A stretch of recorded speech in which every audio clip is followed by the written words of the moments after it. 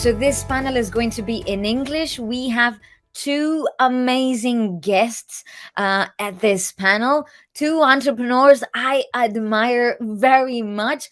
Both these entrepreneurs I admire for several reasons. No, their companies are amazing. Check. No, they're doing great. No, and they're the founders and CEOs of companies that today have more than 100 employees. So they started with themselves, right?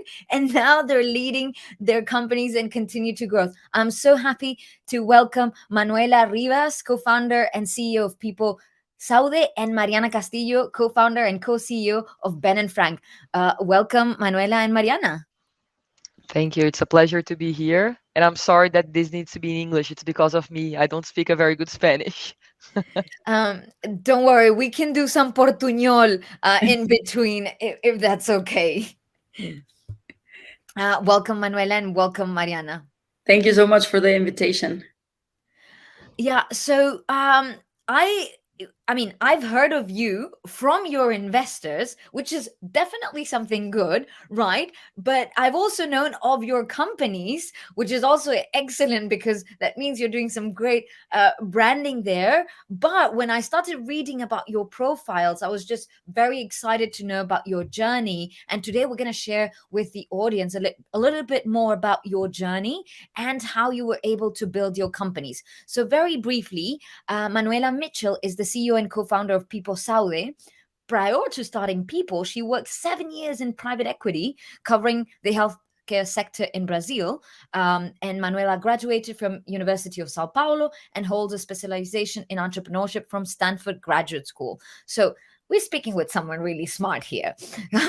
A little bit about People Saude, and of course, we will ask Manuela a bit more. People Saude is a digital broker that sells and manages healthcare benefits for companies, ranging from insurance to mental health. We will ask you a little bit more about People Saude, but I know that People is on a mission to provide high quality healthcare to employers and employees. We want to know more about it, so stay tuned. And Mariana Castillo, co-founder and co-CEO of Ben and Frank. Those who've been in Mexico, if you don't know Ben and Frank, let me tell you a little bit about Mariana and Ben and Frank. So Mariana is the co-CEO at Ben and Frank, a direct-to-consumer eyewear brand that is revolutionizing the way Mexicans purchase glasses. Mariana leads the operations, technology, human resources, and financial teams. Ben and Frank and currently operates in more than 50 stores and has over 500 employees. When I said these ladies have more than 100 employees, I think I was underestimating some numbers. And is one of the fastest growing startups in Mexico. Prior to founding Ben and Frank, Mariana was a portfolio manager for Mexico's central bank, where she traded both fixed income and foreign exchange. Mariana has an undergraduate degree from Universidad Iberoamericana and an MBA from the University of Chicago Booth School of Business, where she graduated with honors. Ben and Frank it has physical shops where customers get eye exams, but sells most of its glasses online and now operates 50 retail stores in Mexico. And they plan to continue growing, and we will ask Mariana a little bit more about this. So you see, ladies and boys, girls, ladies and women entrepreneurs who are connected today. These are amazing entrepreneurs we have in this panel. I'm going to be reading your questions. I'm going to ask Manuela and Mariana many questions, of course, but I'm also going to be reading your questions in the chat. ¿No? Voy a estar leyendo las preguntas en el chat. Feel free to ask them in English or Spanish. Siéntanse libres de preguntar en inglés o en español en el chat. Okay, so let's start with Mariana Castillo, co-founder and co-CEO of Ben and Frank. Did you always know that you wanted to become an entrepreneur? Or is it something that happened? Because you have like a financial background. I mean, I was looking at you on LinkedIn. I mean, you were a summer associate at OVP, Banco de Mexico. Like, what made you go from like the financial, from the investor side and bank, to the hard entrepreneurial journey? Tell us a little bit about that, Mariana. So honestly, I never thought I'd be an entrepreneur. Even like almost 7 years in, I still have a hard time defining myself as an entrepreneur. I come from a family background where my parents had two very not not very successful businesses. So for me, entrepreneurship was um, kind of risky failure. I wasn't like it amounted to financial instability, which obviously was a big part of me not wanting to become an entrepreneur. Um, and honestly, I was working as a portfolio manager for the Central Bank of Mexico for about 3 years. I knew I didn't want to do that. I had done an internship in investment banking, so I knew I didn't want to do that. So a lot of my life was about discovering what I didn't want to do and not necessarily what I did want to do. So I went to get an MBA in the University of Chicago, kind of as an opportunity to switch careers and find exactly what I wanted. And in that process, I because of my financial background, I got close to the VC world, which for me was kind of new. I'm talking 2014. Now it seems pretty obvious that everyone loves VC, but 2014, I thought VC and PE were the same thing. I'm sure Manuela can jump in on that one. Well, I started in 2013, and I thought I come from a chemical, like biochemistry background. I thought that VC was like a chemical formula. So you're good. No, so for me it was all the same, you know. But I started to get close to VC. I did an internship in a VC fund, and I kind of understood the different mentality in which VC funds and private equity funds invest in companies.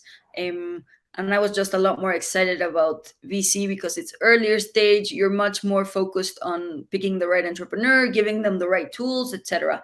And during my internship, I also worked for one of the portfolio companies. So it was a startup that had maybe 30 employees, and I just realized. I'm coming from a place like Central Bank of Mexico. I just realized how quickly things can move and how much innovation can happen in a matter of weeks. So it was a very short term internship, and yet in like the 6 weeks I was there, we rebranded the company, we changed a lot of things, and it was just very exciting to see the pace at which things were moving. So with this kind of happening in the background, one day I bought a pair of glasses online, had a great experience, significantly cheaper than the pair I had bought at the traditional optical retailers. And I was just kind of wondering, and you know, glasses are a very important part of our life. The three of us wear glasses, so maybe we understand. But it's the first thing people see in your face. Like it reflects a lot about you, and the fact that it was so expensive, and like there's some misgetting data, but about 50% of people that need glasses in Mexico don't wear them. And it's probably because there's not a lot of health education around vision and everything, but it's also about not being affordable, not being fashionable. So we really decided to try and do it ourselves because we saw there had been innovative models around the world and no one was innovating in an industry in Mexico that had been dead for about 70 years. So Wow. we just kind of jumped right in, and it was more opportunistic than me thinking I want to be an entrepreneur and let me find an idea that allows me to do that. Okay. So it was the opportunity and the background of what you were seeing throughout your career. We will ask you after that. I'll ask you about, because you mentioned VC and private equity. For the audience, we'll go into that. If you have questions about VC, the differences between a VC and a private equity, we'll go into that later. But I want to go to Manuela and people Saude. I'm curious. I will ask you the more profound question, but my Portuguese is terrible. What does people Saude stand for? So people is basically the kind of like how people sounds in Portuguese when people are saying it. And then since we sell to the HR department, most HR departments call themselves like the people department now. And in the end, we are also trying to kind of like connect with people. So we thought like people was an easy name and that had like an interesting um mean to it, Okay, meaning so to it. it's like from people in English, but you Portuguesed it Yes, to exactly. people. Exactly. Oh, wow. Okay, so it's Exactly. not people, it's people. People. Yeah, Exactly. which sounds like people. Oh, I love it. Okay. Exactly. And then saúde Great. stands for healthcare. And Saudi Um, is it's healthcare in Portuguese. healthcare in Monsalud in Spanish. Saúde. Yeah. Exactly. So, Perfect. so the reason Perfect. why we decided to put like saúde out there was because, in the end, like HR is buying a lot of things. So you have benefits, you have like payroll, Mm-hmm. but Mm-hmm. healthcare is a large portion, and we wanted to kind of like make a statement Perfect. that we are a healthcare company. because we heard a lot of things saying that, oh, why don't you do payroll? Why don't you do benefits? Why don't you do anything else? And then we said like putting the name, it's a way of like marking the territory and saying we are a healthcare company. We are only going to do healthcare. Awesome, awesome. And talking about healthcare, how was your journey starting People Salary? Because you also come from private equity, right? I mean, you Yeah, you you come from investments, yeah, Barclay, Temasek, like yeah, in investment professional, and suddenly like I see your LinkedIn like investments, Temasek, this and that. Investment here, private equity here, and then suddenly People Salary, right? yeah. So like how was that journey, and if you can tell us a little bit more about People Saudi or Yeah, Saudi. like Mariana, I wasn't like a born entrepreneur. Like I wasn't selling sandwiches at school to try to get some money. I didn't have a lemonade stand, you know. So my story was I basically went to university, and from university I went to the financial market, and I was looking at a lot of sectors, and then I specialized into healthcare. And healthcare is a huge sector in Brazil, like 10% of the Mhm. GDP. Uh, we didn't see a lot of innovation there, but we saw a lot of problems.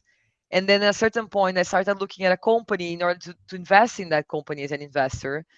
And then it wasn't located in Brazil. They were doing something in the US. And I was like, this company could exist in Brazil. Mm. So in 2018, I made the decision to leave my job and start the same company in Brazil. So kind of like I was trying to import an idea, and that didn't work out that well. So the first company that I had with one of my co-founders, like that company didn't work. So we basically pivoted the idea, closed the company that we had, and then we started People almost 1 year after the first idea. And that first idea actually taught me a lot about how you start a company. I think the Okay, first so before People, you yeah, started a company and you closed it.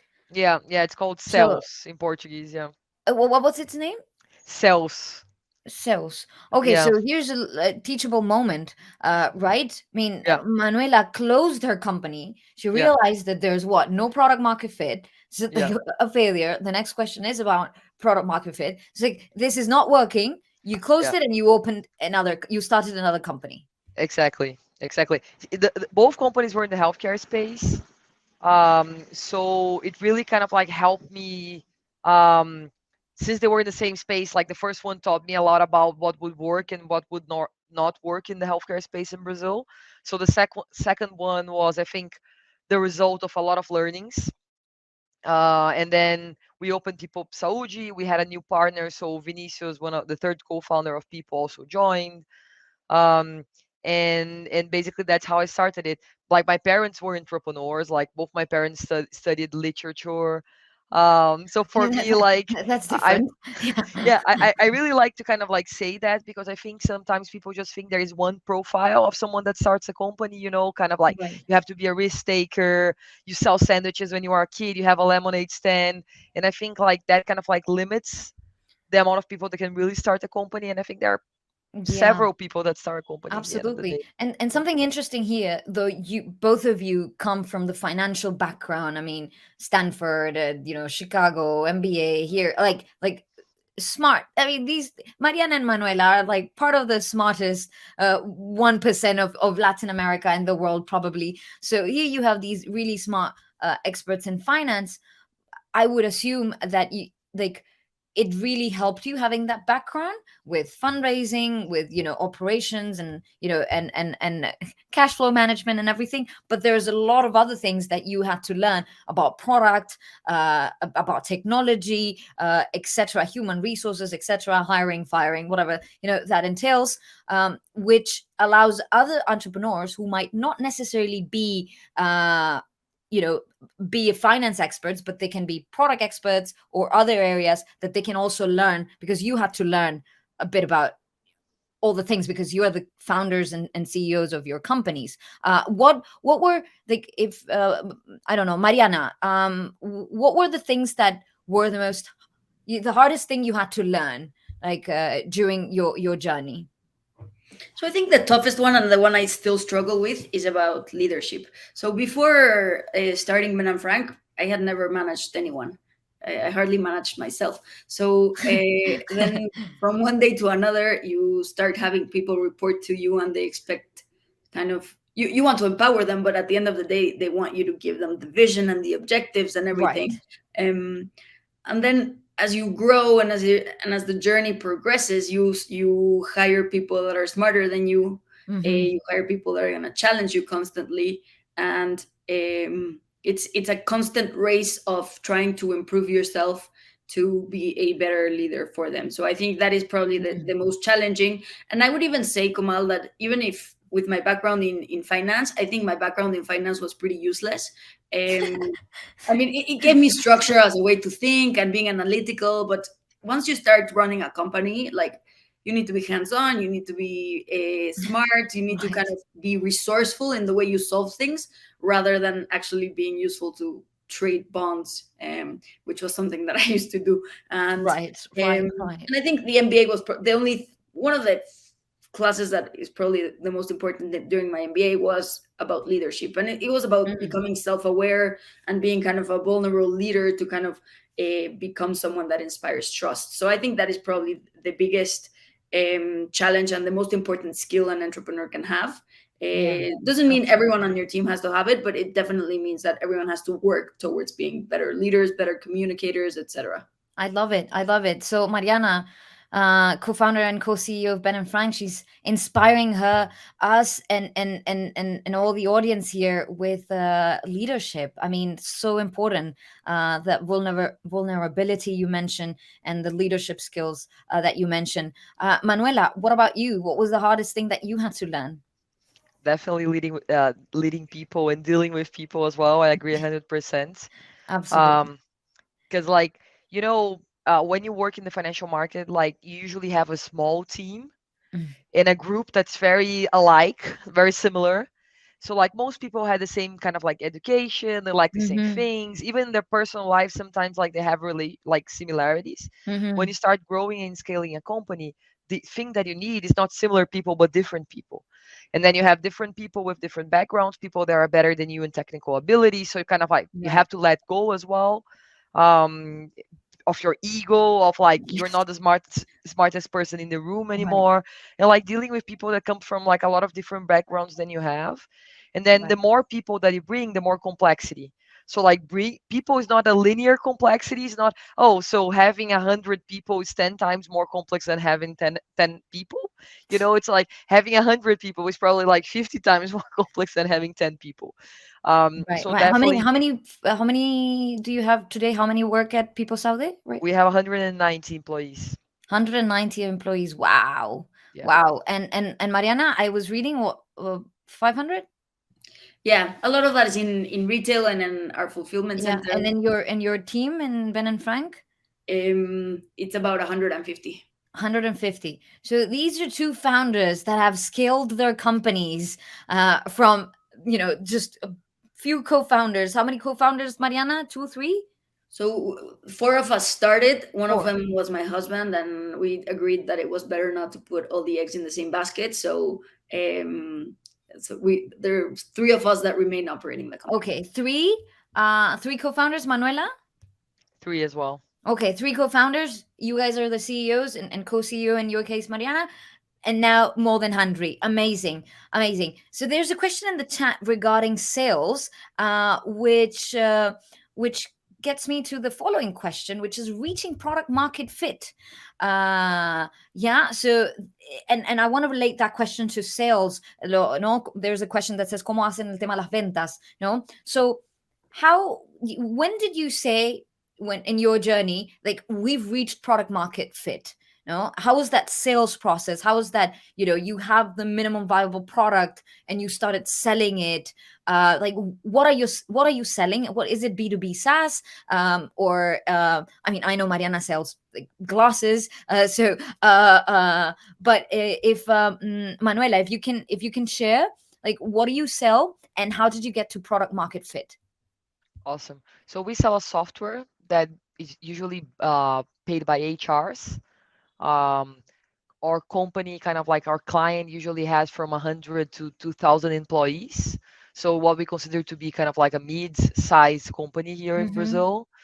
And then there are two users to our product. So the software is used by the HR, so it's like an HR software that helps them kind of like seamless manage the benefits to the employees and Mm-hmm. etc.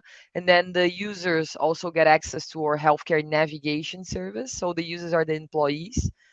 And I think like it's always hard to say like when do you reach product market fit. I think that means a lot of things, and there are like many shades of gray to that word. Mm-hmm. Yeah, definitely. But I think like when we realized we had product market fit is that when we started selling that our sales machine was something that we were investing, and then on the other side the output was like kind of like predictable and something that we would put more money here, something else Okay. would come out. So we really saw replicable growth. Okay. So when you were able to see replicable and replicable growth in your model, you put X amount of money and you get Y amount of money, you Yeah, said, okay, now we've got product market fit. yeah. How much money did you raise before getting to that point? We raised almost $4 million. 4 million. Yeah, Oh wow. That's also a good insight. yeah. And before that, so apologies, Mariana. I'll go to you. You're not leaving. I'm sure The Manuela has questions are more coming. to add on So this than me. so Manuela, $4 million before for you, your product market fit, which is the predictable sales machine, Yeah, right? How many people were in your team when you got a predictable sales machine? probably 35, something like that. 35. So Yeah, before that, because many of the ones who are listening today are early stage founders. So yeah, what were those moments that told you that you're getting closer to product market fit? yeah. What were those milestones, like key milestones, whether in sales or in product, or that you can say, okay, when we got our first five customers or X amount of customer and X amount of sales, we decided to raise X amount. So if you can talk a little bit about that. Yeah. So I think that the first thing that's worth kind of like mentioning, providing context, is that since we are a software, we made a decision to be kind of like very tech heavy from the start. So out Mm-hmm. of the 35 people that we had in the beginning, 13, 15 were kind of like engineers. We had a couple of product people, a couple of product designers. So like 50% of the team was product and tech. Mm. Um, and it took us a while to build kind of like a software that was kind of like a minimum likable product. And before that, we made a decision, a conscious decision of not selling to HRs, because since we are dealing with a lot of complexity, we thought that having kind of like a less than optimal software would be kind of like horrible from a customer satisfaction perspective. And then Mm. what made us realize was we started selling to people. And then in the beginning, I always say, like, in the beginning, you have to humiliate yourself to get a meeting, literally. And then that Did you starts to do the go first down. sales? I was a first salesperson for a long time. Like I basically Mm. led the sales team for, I would say, 6, 12 months before bringing Wow, yes. the I can second see the claps there. salesperson. Excellent. Yeah. And then Uh, I think when you start to see that people want to see your product and like there is a need for your product, mhm. like when you start when you start asking questions, they start kind of like saying, "Wow, I really need something like that." I think that's a The first first sign. sale, how much money did you raise? Before the first sale, Yeah, before the first sale? I raised $1.8 million. Okay, so pre-seed Yeah, 1.8 million. and then I did another one that was like 2.5 ish for after Yeah. we started selling. And then Okay, I so you think got your first clients and you raised 2.5. yeah, like the first. So I was selling for almost 6 months when I raised the second, kind of like the seed Yeah. portion. Can you share how much money were you doing or how many clients? I don't even remember the MRR back then, but I would say we had around Approx. 10 clients. 10 clients and Yeah, approx how much revenue? I would say probably kind of like around 100,000 reais, something like $20,000 A every month? month. Yeah, Okay, so so 250 a year?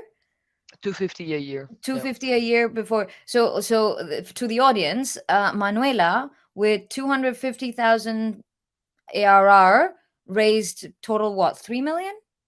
yeah, I Pre-seed raised. and seed? Yeah, so pre-seed and seed I raised in total four. 4 million, around 4 million. Brilliant, Yeah. brilliant. So, ladies, it is possible to scale a company with the right insights and the right experiments to get to product market fit. Wonderful, Mariana. What about you?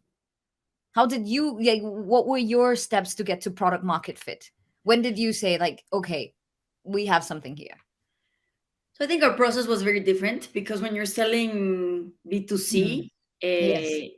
the hurdle is a lot lower. I would say for someone to invest $80 in a pair of glasses is very different from an HR department trying to Absolutely. bring on board. So I'd say that that was very different. And for us, the traditional acquisition channels as like direct marketing through Mm, Facebook, Instagram, Google were the way we acquired our first customers. Um, I remember that we launched the website, and 2 days into launching the website, we got our first sale from someone that was not friends and family. Um, and that was kind of the first it moment was where we not your say, well, mother someone is that willing bought a to product. pay for this and hope and pray they're going to get their glasses. Um, and with that, we kind of, a little bit similar to what Manuela was saying, was our process was about finding the replicable marketing channels that would get us, you put 1 peso in and you get a sale out, right? And so Mm. that was kind of the process. And I would say And how we much found money our did you channels. raise prior to getting that replicability in marketing? No, we didn't raise any money. Oh wow. um Okay. so it was actually very fortunate because the initial capital that we put in that helped us launch the MVP came as a payment for the summer internship from the University of Chicago, who gives you cash to start your own business during the summer. How much cash was that? May we know? Yeah, so it was between Eduardo, Benny, my husband, and myself. I think we had $15,000. Okay, to total. Yeah. That So was initial, so the initial funding, you could say, whether it's a grant or yeah, whatever, angel, it could be an angel, $15,000. yeah. And And with so $15,000, you got to product market fit. I would say later we raised $25,000, which I know this all sounds ridiculous at the time we're living now, where everyone raises like a pre-seed of $10 million. Yeah, But exactly.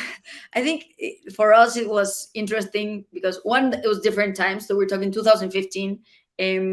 Two, we didn't come from this background, so for us, kind of understanding the magnitude of things was very Right, difficult. right. If I remember correctly, the first $25,000 which we raised, they had a cap of about $400,000. Now Oh that's wow. because we didn't know, we didn't ask the right people, we didn't like. Today, Mm-hmm. I say it and it's ridiculous, and I'm very proud for the person who put that $25,000, that he's getting a very good return. Good for him. I'm very happy. But obviously, it was about a world that I didn't understand, and that's a perfect proof of that.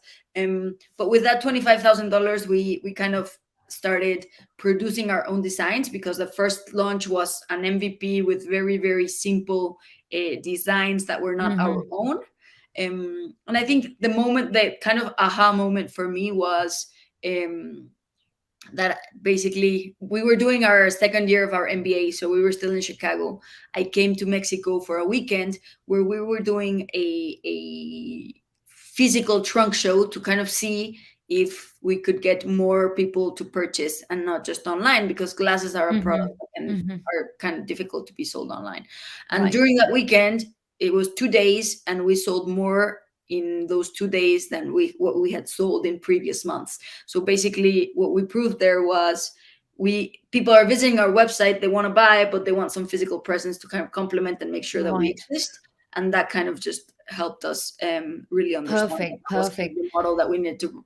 And we've iterated a little bit from that, but I'd say, and that happened about 6 months later, from launch.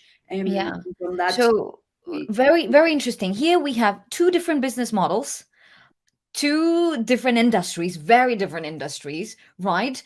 Different needs of scalability and different proof points of what really works when you get to product market fit. Here you have an entrepreneur with less than $50,000. You were able to prove your product market fit with experiments, right?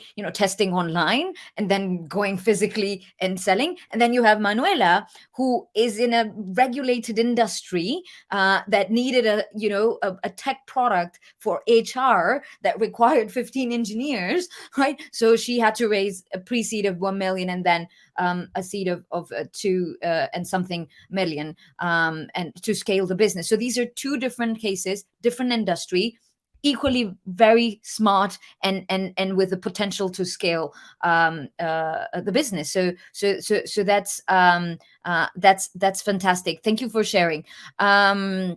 Okay, I have, I think, another question from the audience coming. So it's regarding the shares you give to your team in early stage. I mean, I would assume that's like ESOP, employee stock option pool. And how do you choose a co-founder? Let's make it rapid question from the audience, and then we'll go to the next topic, which is fundraising, which is, I know, something that many are very keen to know, the tips that you ladies have for fundraising. So rapid fire, how did you choose your co-founders? Yeah. And how do you know how much ESOP to give to your employees or to your early team members? Rapid fire questions, or any suggestion. What should we read, or what should we do in that case? So for me, it's about finding people that complement you. In my case, my initial co-founders were people that were doing the MBA with me, but we very quickly realized that we were building a brand and we needed to build a brand that people would love, and that 3 MBAs with Yeah. very successful Trust. Excel skills were not the right people to do that. And we brought on our fourth co-founder, who is the creative director, and she's a fashion designer, and she had worked both at fashion brands and in PR agencies working for fashion brands. So for us, that was the complement that was very important. Brilliant. Compliment, trust, because friendship and trust, they complement and trust because you studied together. Great. Manuela? So for me, I was sure I need a technical co-founder for my business. Mm. So that journey of finding the technical co-founder was a hard one, but definitely worth pursuing if you have a kind of like more heavy tech business. And then the second one, when I started in the first company that kind of like didn't go right, I had one of my best pals from university. So it was a lot about trust and like sharing the burden. We also had we are very complementary in many kind of like soft skills and hard skills that we have. But it was literally I needed someone to kind of like share the pain of starting a company and Right. going through all this. Right. Fantastic. So different experiences, just complementing, trusting, and having the right skills early on. Regarding ESOP, we're not going to give any legal advice or any financial advice, just saying. Regarding ESOP, how do you do it? What do you suggest? Any book you've read or blogs that you've read that you can recommend? Or how do you manage ESOP? When did you start giving ESOP? Employee stock option pool, Uh, shares to early team members and team members. Okay, I can start this Yeah, one. yeah, go ahead. So I think for me, kind of like the amount of ESOP, it really talks a lot about the culture of the company that you have. Mm-hmm. You can have a Goldman Sachs, which is a true partnership, and you can have like a different bank like Santander, which is not a true partnership, and then you have like a stock option pool that's more related to executive directors and key employees. The way I like to think about people is that in the end, even though it's a technology company, I don't think it's about the technology. I think it's about people and people making the technology and making the solution. So since the beginning, I was kind of like we were very generous and very different from the market about giving stock options to everyone. Mm-hmm. So currently 40% of our employees out of the 200 people that we have, they have some stock option of people. Okay. Perfect. And then in terms of like the ESOP, I think it's always good to think about the dilution that you have. So keeping it from, I don't know, 5 to 15% maximum. And maybe kind of like really saving some room for like new employees and especially key hires that you need. I think for us it Perfect. was different because of the fact that we didn't fundraise such large amounts of money, and so ESOPs were not necessarily a big part of the financing rounds. It is something that we do. A percentage of people in our company have ESOPs. I think it's been more focused on people who value them, and people who, so a lot of times we would actually give two offers, one with equity and one without equity. And even if the signaling is not perfect, at least you're giving equity to the people that actually care about the equity and are gonna have a lower churn just for the fact that they have equity because they value it. So for us, that was kind of knowing that we didn't have unlimited resources to give it out. We kind of selected the people that would really value it and the people that would really kind of add value and make a differential skill to the company. Absolutely, absolutely. Great advice, Mariana and Manuela. We've got a few minutes left. I can't believe how fast this panel has gone through, and I really want to go to fundraising because we've seen the questions in the chat, and I have some questions prepared. Mariana, in an interview, you said that fundraising is more of a vanity metric for some startups, and that for you, it is more about how you make the most efficient use of capital. Ben and Frank recently raised a round from El Caterton, undisclosed amount. If you can share, it would be great.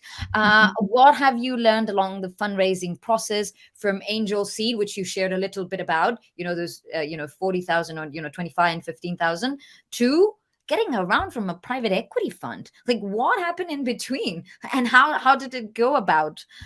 Were you the one fundraising? Was it your co-founder? Was it both of you together? Like, how was that process? So just for context, after that round of the $25,000 that I was speaking about, we tried to raise from VC funds, and we failed utterly. So we raised a friends and family round of about 500K, and with that So we you kind of, did friends and family 500, 500,000. yeah, it was more colleagues than family, I would say. I think only my mom invested in that round. But it was a lot Okay. of How colleagues and did you people get that to knew us them? Like professionally. university? Sorry? How did you approach your colleagues and friends to invest? So when we were building this, we were part of an accelerator in the University of Chicago, and Okay. there's like An a big demo accelerator. day, and a lot of people just came up to us Demo after day. that, and they said, "Look, what you're building makes a ton of sense. If you're fundraising, I don't have a ton of money, but would love to be a part of that." And at that time, we were like, "No, we're trying to fundraise from funds," and the reality was that we did not have any traction raising from funds. So we can, and I think that's an important thing. You kind of switch gears and get the money wherever you can. And so we raised from people that had gone to the MBA with us, and also people that have been our previous bosses and had worked with us and knew us professionally. So they knew that we wouldn't kind of throw their money away. Yeah, that you were smart and trustworthy. Exactly. Yeah. So and that we raised with small tickets. I think the average ticket was about $25,000. Oh wow. So there was And many investors of 25,000 approx. it's been difficult to manage afterwards, but it was the way to kind of get the money we wanted to get to our next milestone. And so for the Okay. next couple, yeah, about a year and a half later, we raised from La Capital, which is a fund Mhm. here in Mexico. And about a year and a half later, we raised from Nazca, Mountain Nazca, who's another VC here in Mexico. And basically, we just closed a round from El Caterton. And when I say that fundraising is a vanity metric, I think sometimes people just like love doing PR around fundraising. And I think it makes sense for certain industries where you kind of have a credibility hurdle and fintechs and everything. But I think raising money is a means to an end, and the end is having a sustainable business model. It cannot be just for the fun and for the vanity and ego of Mm. saying I raised the largest B round, which I've heard interviews of people saying that. I think it has to be about what makes sense for you, and that also drove us to change our strategy now into more of a growth equity fund, because we understand that a lot of our scale in the future is going to come from being really efficient at operating stores and everything. Right. And that made a lot more sense coming from someone that has done that, rather than someone that is thinking tech and scalable tech solutions, which obviously are core part of what we do. But if I think of the company in 5 years time, we're probably going to be operating 500 retail points. It's difficult to Right. find investors that can add value, that don't have the growth equity mentality in that sense. So for us, it was important to find the right partner for this round, which we kind of switched the mentality.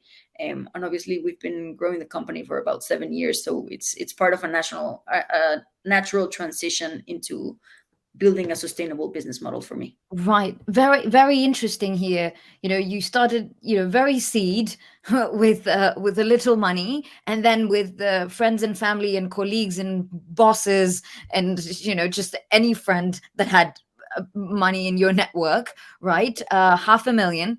You were not able to raise money from VCs. They said no, which I'm assuming that's the case. They initially you try to raise, they said no. So learning. I mean, today Mariana and Ben and Frank are huge, and initially, VC said no. So that's a natural part of companies, and you found it. You try to find a way to raise 500,000 to grow the business, and then you went to the funds. How much money were you making in revenue when you went to Dila, for example?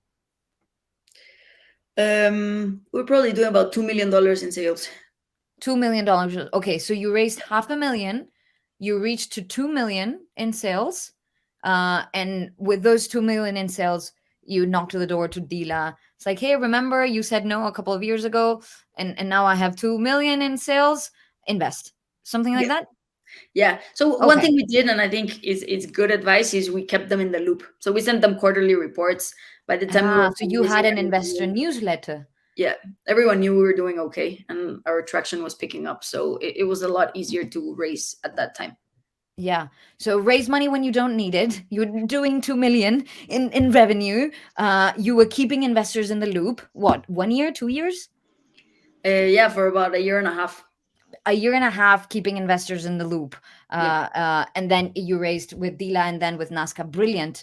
And then with a private equity fund, because you're in a growth store, you have to open stores, and you need to grow and mature that business and make it sustainable. Very, very interesting. So every company is different. Ben and Frank is a different model, and we have people, Saudi, that has a different story. So how was fundraising for you? You told us a little bit about the 1 million pre-seed, and then you had your initial clients, Yeah. and 200. Very different. Like, you had 200 annual revenue, 200K in annual revenue, and you raised 2 million. Thank you for the time check there. I'm getting some time checks. 2 million. How did you go to that 2 million to a Series A?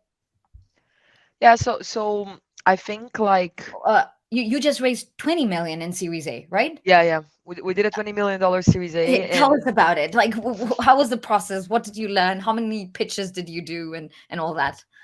I always like to say I think like fundraising for me was the more natural part of being an entrepreneur because of what I did. So I don't think it's like people should compare and say, oh, like this is the average person fundraising. I think that's like because I had a VC private equity background, I think that helped me a lot.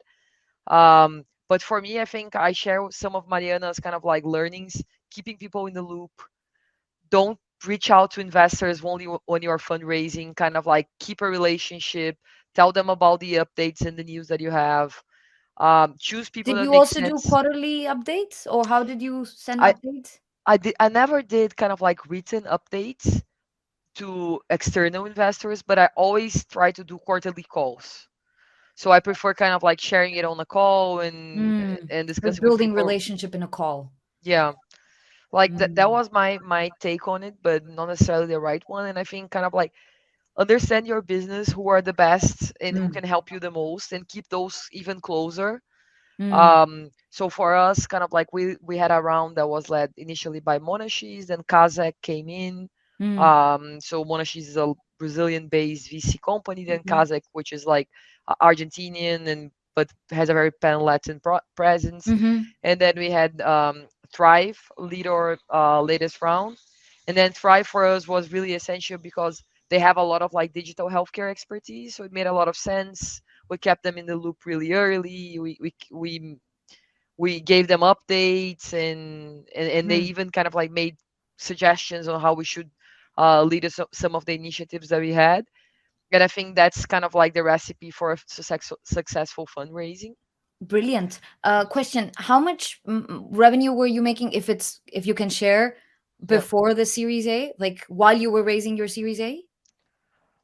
So around $1 million, yeah, Okay, million ballpark. ARR, and you Hmm. raised 20 million. Brilliant. Yeah. Okay, fantastic. And how much time did it take for you to raise your Series A?